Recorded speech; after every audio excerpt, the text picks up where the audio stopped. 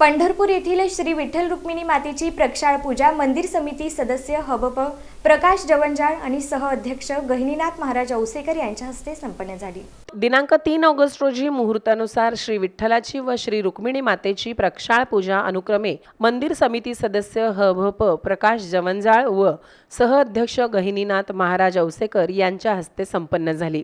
सदर पूजेच्या सुरुवातीला प्रभारी कार्यकारी अधिकारी सचिन इथापे यांच्या हस्ते श्रीस पहिले स्नान घालण्यात आले। तसेच श्री विठ्ठलास आणि रुक्मिणी मातेस सोन्याचा मुकुट, वाकतोड, तोडेजोड, चांदवड जोड, चिंचपेटी, तांबडी, जवमणी पदक, जवेच्या माळा, लक्ष्मीहार, पुतळ्याची माळ, मोहरांची माळ, हायकोल, सरी कंबरपट्टा आदी अलंकार परिधान करण्यात आले होते। मंदिर समितीच्या श्री संत तुकाराम भवन येथील अन्नछत्रामध्ये विशेष भोजन प्रसाद ठेवण्यात आला होता। त्याचा सुमारे 1500 ते 2000 भाविकांनी लाभ घेतला। याशिवाय देवाचा शेणवटा थकवा घालवण्यासाठी आयुर्वेदिक काढा श्रीस नैवेद्य म्हणून रात्री शेजारती वेळी दाखवण्यात येणार आहे। आजपासून श्री विठ्ठलास आणि श्री रुक्मिणी मातेस पहाटे होणारी काकडारती, नित्यपूजा, महानैवेद्य, पोशाख, धूपारती व शेजारती इथपर्यंतचे सर्व राजोपचार परंपरेनुसार सुरू करण्यात येत आहेत। या पूजेच्या वेळी मंदिरात सह अध्यक्ष गहिनीनाथ महाराज औसेकर, सदस्या शकुंतला नडगिरे, संभाजी शिंदे,